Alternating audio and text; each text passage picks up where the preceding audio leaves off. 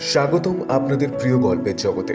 Story at night নিয়ে এসেছি আপনাদের জন্য মন ছুঁয়ে যাওয়া গল্প, যেখানে প্রতিটি শব্দে মিশে থাকবে আবেগ, প্রেম এবং অনুভূতির এক অনন্য রং। রাত্রির নির্জনতায় কিংবা ব্যস্ত দিনের ক্লান্তি ভুলতে আমাদের গল্প আপনাকে নিয়ে যাবে এক অন্য জগতে। তাই চোখ বন্ধ করুন, মন খুলে শুনুন আর ডুবে যান কল্পনার রাজ্যে। চ্যানেলটিকে সাবস্ক্রাইব করুন, লাইক ও শেয়ার করুন আর গল্পের জাদুতে হারিয়ে যান আমাদের সঙ্গে। নভেম্বরের শেষ বিকেল, আকাশে বিভিন্ন রঙের খেলা, হালকা শীতেরও একটু আমেজ আছে। কলকাতার ব্যস্ত রাজপথের ধারে এক ধূসর সন্ধ্যায় অপেক্ষায় দাঁড়িয়ে আছে রুদ্র। হাতে একগুচ্ছ কদম ফুল আর মন জুড়ে এক রাশ অস্থিরতা। আজই সে বলে দেবে তার মনের কথা। 3টে বছর ধরে যে অনুভূতি বয়ে চলেছে তার মধ্যে আজ আর লুকিয়ে রাখাটা সম্ভব নয়। ঐশী, চঞ্চল, প্রাণবন্ত, মুগ্ধতা ছড়ানো এক তরুণী, রুদ্রের কলেজ জীবনের সবচেয়ে কাছের বন্ধু। তাদের বন্ধুত্বের গভীরতা ছিল নিঃসন্দেহে অপরিসীম, কিন্তু সেই বন্ধুত্বের আড়ালে এক অপ্রকাশিত প্রেমও লুকিয়েছিল রুদ্রের মনে। আজকের সন্ধ্যায় লেকের ধারে তাদের নির্দিষ্ট জায়গায় অপেক্ষা করছে রুদ্র। শীতল বাতাস বইছে, পাতাগুলো সঙ্গীতের মতো মৃদু দুলছে। কিছুক্ষণ পরেই ঐশী এলো, গাঢ় নীল শাড়িতে মোড়ানো এক অপার্থিব সৌন্দর্য, চোখে সেই চিরচেনা হাসি। কিন্তু রুদ্র জানে আজ সে শুধু বন্ধুত্বের চোখে তার দিকে তাকাবে না, আজ সে নিজের হৃদয়ের দরজাটা খুলে দেবে।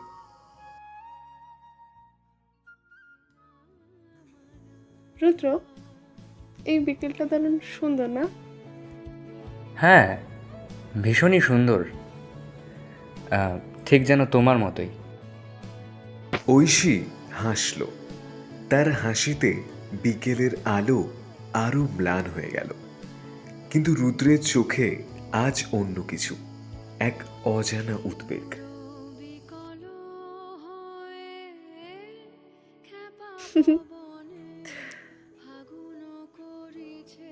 তোমার কি কিছু বলার আছে? রুদ্র গভীর নিঃশ্বাস ফেলে পকেট থেকে একটি ভাঁজ করা কাগজ বার করল।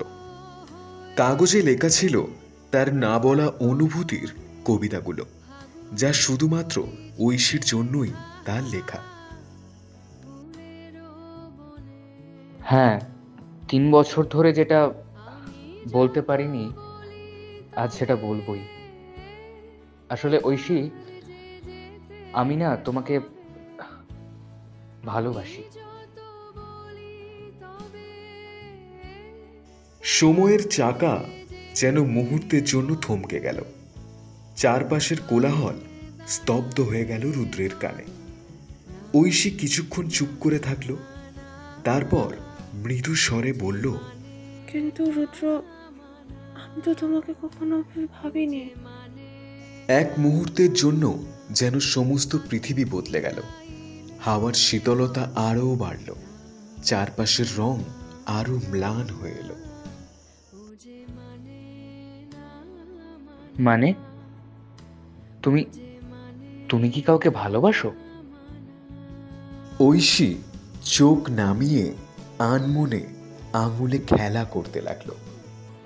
হ্যাঁ, আসলে কিছুদিন হলো বুঝেছি, রাতের প্রতি অনুভূতিটা না একটু আলাদা। রুদ্রের মনে কালবৈশাখীর ঝড় উঠল হঠাৎ করে।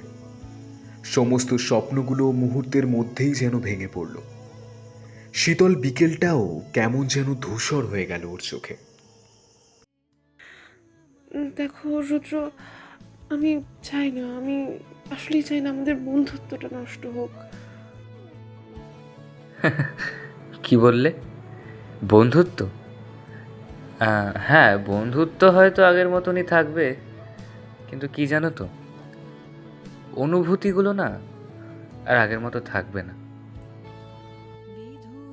ঐশী চোখটা নামিয়ে নিল, হয়তো বুঝতে পারছিল তার কথার গভীরতা। রুদ্র ধীরে ধীরে উঠে দাঁড়ালো, হাতে ধরা কদম ফুলগুলো একে একে লেকেতে ছুঁড়ে ফেলে দিল। ফুলগুলো জলে ভাসতে ভাসতে একসময় তলিয়ে গেল, যেমন তলিয়ে গেল রুদ্রের স্বপ্নগুলো। ঐশী তখনও বসেছিল, মাথা নিচু করে। রুদ্র ধীর পায়ে চলে গেল। চোখের কোণে তার এক বিন্দু অশ্রু ঝলমল করছিল। সময়ের প্রবাহ কারোর জন্যও থেমে থাকে না। 2 বছর কেটে গেছে। রুদ্র এখন এক বহুজাতিক প্রতিষ্ঠানে কর্মরত। জীবনে অনেক কিছু বদলে গেছে, কিন্তু কিছু অনুভূতি আজও রয়ে গেছে আগের মতোই। এক সন্ধ্যায় এক পুরনো বইয়ের দোকানে দেখা হয়ে গেল ঐশীর সঙ্গে। আগের মতোই সে প্রাণবন্ত, কিন্তু চোখের গভীরে যেন এক চাপা বিষণ্ণতা। রুদ্র, এতদিন পর? হ্যাঁ, সময় আর কোথায়। এক দীর্ঘ মুহূর্ত তারা একে অপরের দিকে তাকিয়ে রইল। তারপর বলো, তুমি কেমন আছো? ঐশী মৃদু হাসল, কিন্তু সেই হাসির আড়ালে যেন এক অনুচ্চারিত গোপন ব্যথা লুকিয়েছিল। ভালো। আর তুমি? কে, আমি? আমি ভালো থাকার অভিনয় করছি মাত্র। ঐশী কিছুই বলল না। তারপর ধীরে ধীরে বলে উঠল, রাহাত আর আমি আমাদের হয়ে ওঠেনি গো। জানো তো রুদ্র, আমরা জীবনের অনেক কিছুই দেরিতে বুঝতে শিখি। এই যেমন আমি সবসময় ভেবেছিলাম ভালোবাসা একটা ঝড়ের মতো আবেগ, কিন্তু পরে বুঝলাম যে সত্যিকারের সম্পর্ক টিকিয়ে রাখতে না বন্ধুত্ব, ভরসা আর নির্ভরতার প্রয়োজন পড়ে। রুদ্র নিশ্চুপ। আমার সব থেকে বড় ভুল কি জানো রুদ্র? আমি কখনো তোমাকেও ভাবিনি। আর যখন সব ভাবতে শিখলাম, বুঝতে শিখলাম, ততদিনে অনেক দেরি হয়ে গেছে। রুদ্রের বুকের ভেতরটা কেমন মোচড় দিয়ে উঠল।